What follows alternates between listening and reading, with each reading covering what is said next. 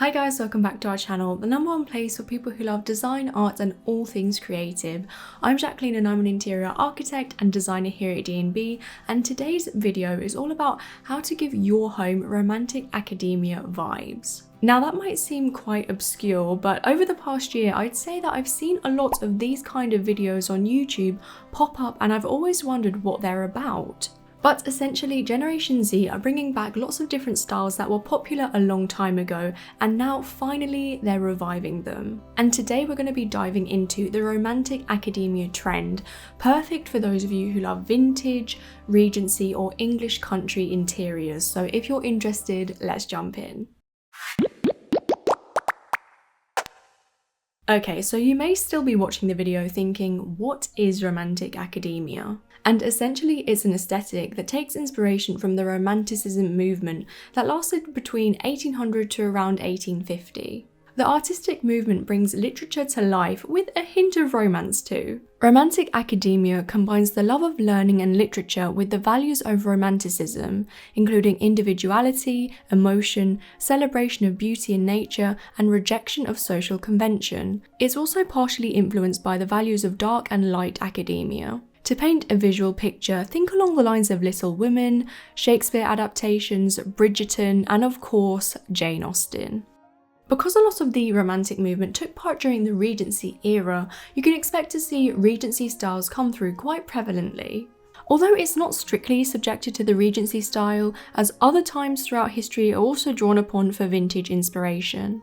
If I were to describe the aesthetic, I would say it encompasses an old-timey charm with bright, airy elements that run alongside ornate, detailed decor.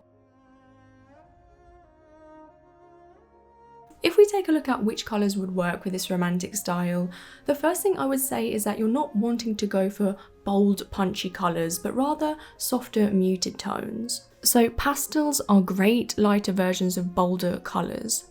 Or if you want more of a romantic vibe, look towards more of a pink palette. And my last colour suggestion is to take inspiration from literature itself by incorporating golden and off-white hues. Any of these I've mentioned would create a beautiful, gentle colour scheme that would be the ideal backdrop for ornate furniture pieces. Home decor items and furniture really are the things that bring the design to life. To mimic the end of the Georgian period, look to using antique wooden furniture as statement pieces throughout your home. For example, antique sideboards, dining chairs and tables, a drum table or a half-moon table, bergère chairs, bed frame, bookcases and a chaise. And because we're romanticising learning and literature with this aesthetic, an apt item I think would be a writing bureau. If I were to choose only one piece of furniture to create this look, it would 100% be this one. If you can find one with an engraving or inlay, that would fit the interior style even better. Picking antique Regency furniture can particularly be pricey, so as an alternative, try looking online for replicas from mainstream stores. And by all means, buy antique finds from other eras too, as long as it still fits the classical, intricate look. On the grand sets of Bridgerton, Emma and Pride and Prejudice, one home decor item that instantly creates a sense of grandeur are of course chandeliers. These days chandeliers aren't as wowing as they once were because you can find so many online for a decent price. But that's actually great because then you're exposed to so many options and styles. Original Regency light fittings were designed for wax candles, but today's replica Regency lights can recreate this look by using low energy candle bulbs. And whilst we're drawing on the romantic side of this style, we also need to focus on the academia side, right? Therefore, think about incorporating statues and sculptures into your home. Kind of like this one, or this absolutely massive one. Such a simple way to add an intellectual flair to your space. Now, a little birdie told me that the biggest stereotype of people living in Britain is that we drink a lot of tea. I live here and I can confirm that this is the biggest tea mug in my collection, and it did in fact used to be a plant pot. I'm not joking.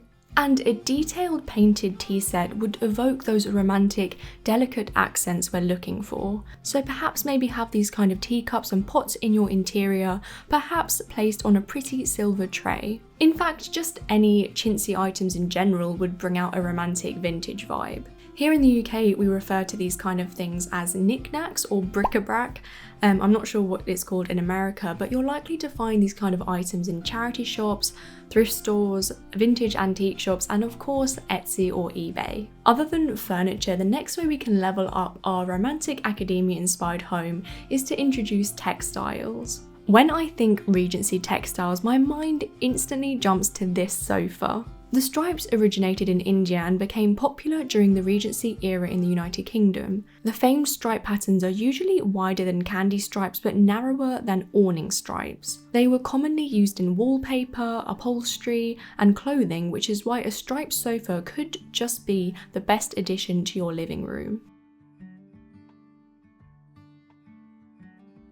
Romantic academia also draws inspiration from nature and landscapes, which is why floral patterns and toile de joie prints are beautiful fabric choices. These kind of prints are of course available in a variety of different products, which gives you lots of options to choose from. The best way to choose the finest pattern is to focus on colours already in your interior and then pick a pattern from there.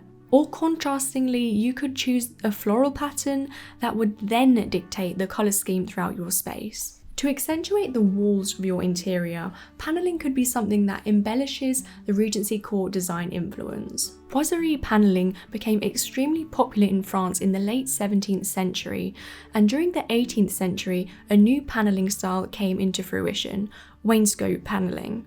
For a romantic vibe, choose floral, nature-themed, or chinoiserie wallpaper. If you already have wall panels or wainscoting, then that's absolutely great, but it is something that can be done in a DIY style really easily. Another textile choice that I feel brings out a vintage feel is draping. Usually in today's world, blinds and more modern curtains are used typically. However, in the Regency era, curtains were used to create a staged effect by layering multiple curtains. Window treatments played a significant role in home decoration during Georgian times.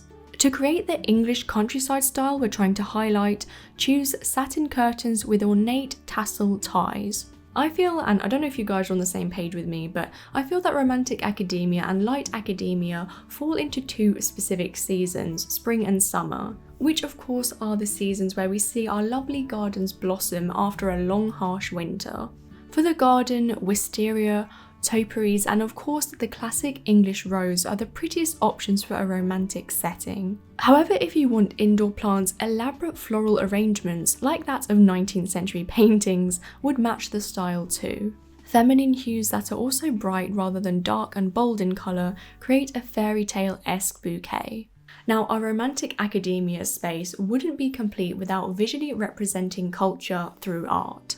As a reference, search online or in vintage shops for soft watercolours, paintings or prints of paintings for the Romantic period, and photography of Regency architecture and interiors. To level up the artwork even more, frame the work in ornate golden picture frames.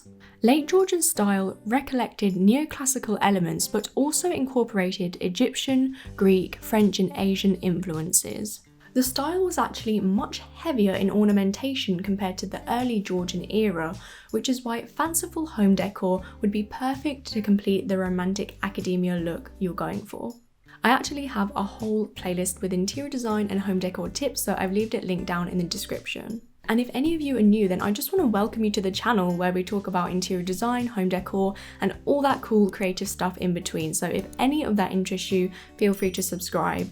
But if you are already a creative crew member, then make sure to support us by giving the video a big thumbs up.